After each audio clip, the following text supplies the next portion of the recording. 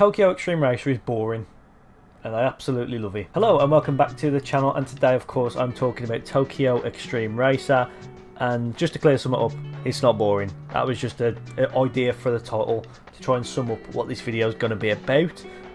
So yeah, I don't think it's boring. That was just sort of an interesting title choice from me, so don't get too upset with me. I don't think the game's boring. That was just what I wanted to call this video because it kind of explains what I'm going to talk about. So first up, I think I should explain what Tokyo Xtreme Racer, or I'm going to call it TXR from now on, what it is, because a lot of people don't probably know what TXR is, so I'll explain it. TXR is a racing game series that's been around since the late 90s. It originally released on the Dreamcast and then got a few ports to the PlayStation 2, and it's been laying dormant since the mid-2000s. I think it's been about 18 years since a game in this series has been released. There's been spin-offs, there's been spiritual successors, there's been other games that are similar. I think the developer Genki had a part to play in all of those. It gets a bit blurry when it comes to like the history of the series and what Genki have actually done and what they haven't, or what is just like a what's been inspired by the series. So all the games in the series and this one I'll be talking about today have a similar premise, and it's all about driving around the Japanese highways in Tokyo. I think they're called expressways, I could be wrong, but all it is, you drive around these motorways, expressways, whatever you want to call them, and build up your rep and your street cred, I guess, by challenging other racers and other crews, and just building up your respect to unlock new parts, new cars, and progressing through the game in a very linear, classic way. And yeah, it's been a while. It's been 18 years since the last game released in the series, and late last year we got a trailer for TXR on Steam in early access, and it released on January 23rd on early access. I was worried that I wouldn't be able to play it, but thankfully it does run on the Steam Deck, but it only runs on low settings. If you try and put it any higher, the game just will not work. So the gameplay you are seeing is something I've recorded on the Steam Deck in low settings, so please don't judge the game based on my gameplay that you're seeing, because the game looks a lot better obviously in high settings. So yeah, just a little thing to note there, the game doesn't look like an Xbox 360 game on high settings. It only looks like that on the Steam Deck, but I wanted to play it regardless of what it looked like. So yeah, I'm glad I get to play it on the Steam Deck.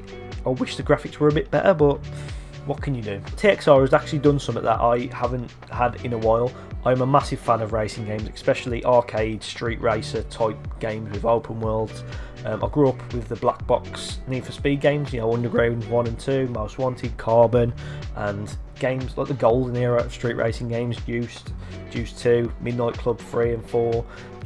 It was such a great time to be into like arcade street racing back in the 2000s, and I feel like in the past few years it's kind of dipped and it's getting a bit boring. So I'm glad to say that Tokyo Xtreme Racer is refreshing to see, and it's kind of ironic that it's so limited in what you actually do in the game, but it feels like it offers more than say Forza Horizon 5 or Crew Motorfest, which have massive open worlds and a lot to do. So I'm going to try and explain that in this video, and you know, see if you want to check out Tokyo Xtreme Racer. Maybe it's something you've been looking for in a racing game for a long time. But yeah, I'm going to try and explain the game first, and I'll compare it to other games, and that's how this video is going to go. So like I said before, TXR is basically set up as you entering the sort of Tokyo car culture and racing on highways and challenging other racers, and just building up your credibility with the other crews and other racers on the street. It's set up like an RPG. There's a lot of things you have to unlock, like perks, skills. If you want to unlock more upgrades for your car, you're going to have to earn it by challenging other racers. You can't just buy whatever you want. Same goes for the cars and the certain manufacturers. You can only unlock them once you challenge a certain racer or a certain crew. So there's a lot to unlock, and the thing I like about it the most, and its progression system, is it doesn't hold your hand and give you everything you want all at once. You have to earn it, just like you had to do back in the day with old sort of Need for Speed games or any other racing game. If you wanted the best car in the game, if you wanted the best upgrades, if you wanted the cars to look the best, you're going to have to earn it. It's not just going to be given to you. I've recently been playing Need for Speed Most Wanted on the Steam Deck as well, playing the modded version. I think it's called Most Wanted Redo version 3, and yeah, going through that game again after like almost 10 years or probably even longer than that, seeing how difficult it is to just upgrade your car straight away or buy a new car because things cost a lot of money and you don't get a lot of money. It was refreshing to see because it meant I had to play the actual game to unlock the stuff I wanted, and going through the blacklist and that progression system, you kind of want to keep playing, whereas I think new modern games, it's all given to you straight away. Like, it's like opens the world up for you. You might do 1 or 2 tutorial races or challenges or playlists, but in these older games, if you want the best cars in the game, you're going to have to unlock them, you're going to have to work towards it, and that's what Tokyo Xtreme Racer does with its progression system. On the surface it looks pretty simple, you just drive around challenging races and beating certain crews, but there's a lot to uncover once you go into like the car meets or the parking lots and you talk to other racers. They'll give you hints on where to find the legendary racers. You can challenge people there. There's a lot to unearth and uncover in this game, and it's only in early access, so there's going to be more added to it. But right now it's kind of like a Scotch egg. You know, on the surface it looks pretty plain and simple, but once you get into the layers, there's a lot going on there. And I think I'm the only person in history who's compared Tokyo Xtreme Racer to a Scotch egg, and if that doesn't deserve a subscriber and a like, I don't know what does. But yeah, the progression system is great, and it keeps me wanting to go back to play more, to unlock new cars and get the garage I want in the game. I'm not just going to be able to go and buy a Supra or a Nissan GTR or an RX-7. If I want those cars, I'm going to have to play the game, I'm going to have to upgrade, I'm going to have to defeat some of the crews and some of the legendary racers. It's not just going to give me a super duper wheel spin, that I spin and then I'll get an Aston Martin. Okay, cool, sorted, dude. Imagine that in Need for Speed Most Wanted. Imagine wheel spins. You know, you're on the 14th blacklist. You know, you want your BMW M3 GTR, you want it back. You get a wheel spin, you get given a Lamborghini, and you're just like, that's no point now. Yeah, fuck off, Razor. I'm going to race you now, mate. Couldn't care less. Got a Lamborghini, mate. Do you know what I mean? So, I think because TXR gives you that linear progression system, like classic games do, it becomes more enjoyable to play. Like, I'm going to compare it to Forza Horizon 5 and Crew Motorfest, which I think are the two main open world games out right now, and it's hard to compare them because they're not the same games at all. Tokyo Xtreme Racer has a very limited open world where you're just driving on a highway, whereas obviously Forza Horizon 5 and Crew Motorfest have these big open worlds where you can go across, you know, fields and mountains and wherever you want to go, you can go in there. So it's hard to compare them, but I'm just trying to compare them in terms of the way they progress through the game, which progression in Forza Horizon 5 and Crew Motorfest seems non-existent. I mean, those games, I want to really like them because they are solid. Like the graphics, the car catalogue, the worlds, everything about those games is perfect except for the progression. It's like you do a few tutorial races or a playlist. I think you have to do 3 playlists in Crew Motorfest, which are fucking boring, by the way. I almost fell asleep during one of them. But then once you do that, the game just goes, yeah, go and do what you want then. We don't really care. We've shown you what to do. So just I don't know, okay, just do a playlist if you want. We don't really care. And it's kind of boring. It makes a game where there's so much to do, but I don't want to do it because there's no payoff for me to doing a playlist or a series of events. I can just give and buy whatever car I want. I don't remember playing that much of Forza Horizon 5, but apparently I've got this massive car catalogue and I've rarely played it. I think I played it for like the first few weeks it came out, and I've got this massive car catalogue because I just kept getting gifted cars from this email system they've got in the game, and wheel spins and super wheel spins. So I just end up with this massive collection of cars. I've not earned it. So I look at the game and I think, what's the point of me playing then? If I've already done it, I might as well go and play a racing game where if I do races and, you know, progress through the game, I'm going to get rewarded for it. So that's why I've been playing Most Wanted, and ultimately that's why I've been playing Tokyo Xtreme Racer, because it actually rewards you for playing the game rather than just saying, hey rookie, welcome to the Festival of Speed, welcome to Mexico. They do that fake British accent. That's what I'm trying to replicate there. But them like, just go and do what the fuck you want, we don't actually care, so fuck it, just You can race a train if you want, dickhead. There's no progression, there's no reason for me to progress, which is a shame because I really like the Forza Horizon series. Forza Horizon 2 is one of the best racing games I've ever played. I love that game. I've still got it. I still play it on the Xbox Series X.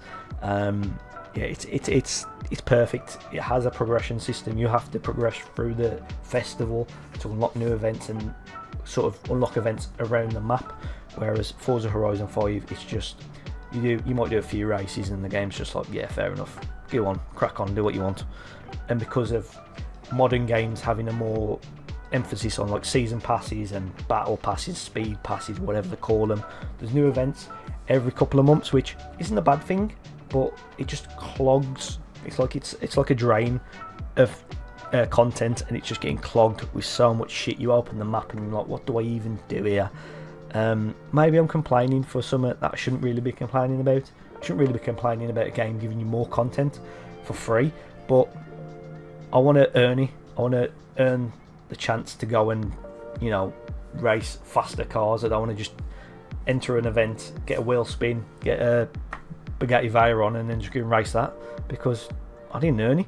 There's no point. I want a shitbox. I want a fucking hatchback little Honda Civic that goes about 20 miles per hour, and I want to work up towards those better cars. That's what made Need for Speed, the early Need for Speed games, so good. That progression system. I remember as a kid I used to go to the car lot in Most Wanted and look at what blacklist member I had to beat to get the car that I wanted, and that's what motivated me to play the game. Whereas, you know, Forza Horizon and Crew Motorfest don't do that. They're just like, do you want to buy a car?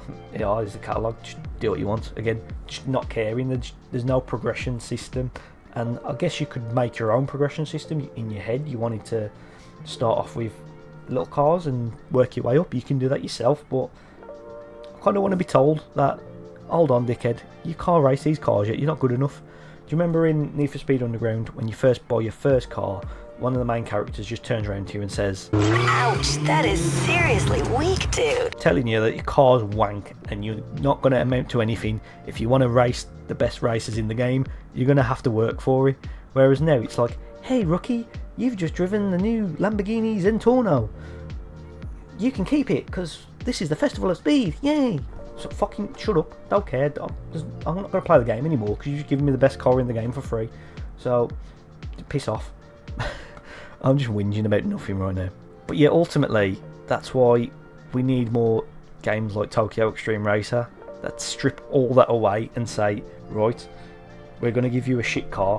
One of the first choices is a Suzuki Swift. Now, I didn't choose that.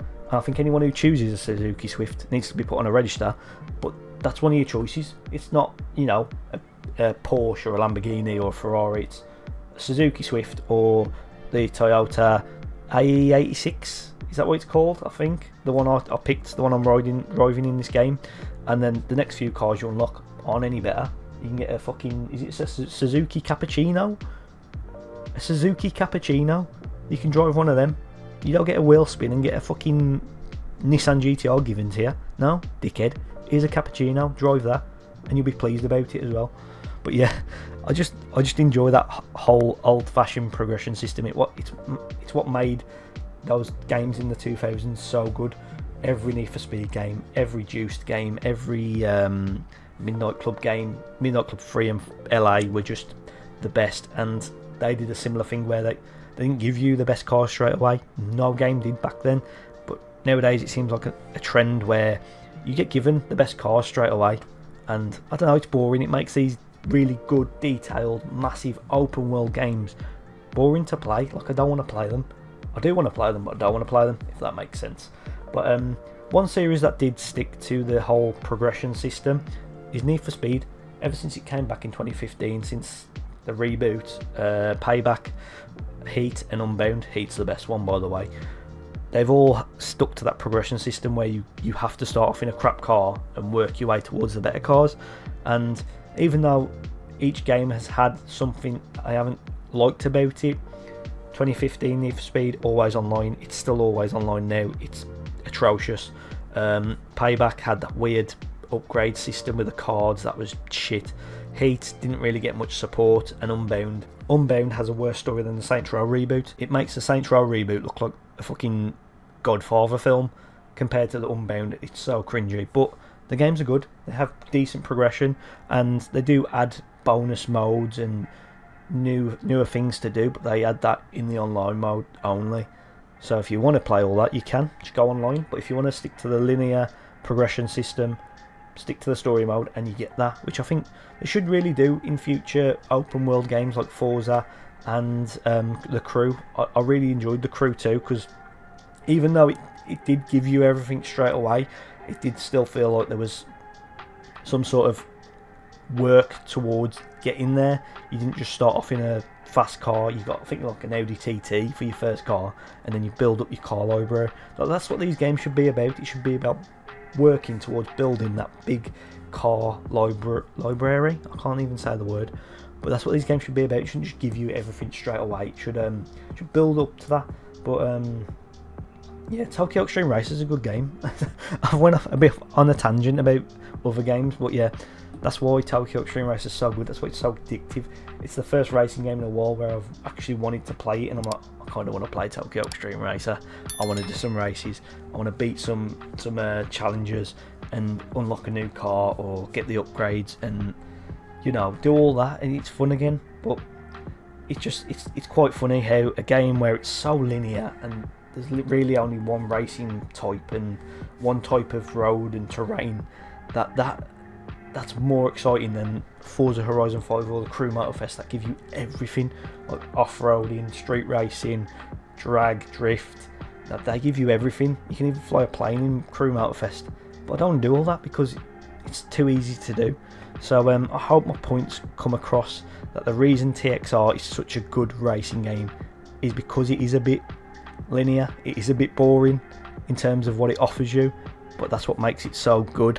That's what makes it one of the best racing games I've played in a while. The customisation's great, the progression system's unreal, the graphics on the Steam Deck look a bit shoddy, but I'm sure they look a lot better in ultra or high settings, and just the vibes as well. Driving around a Tokyo motorway or expressway, whatever they call it, challenging races while you can play some music. Like I play shitty house music in the background, and the vibes are there, and that's vibes with a Z.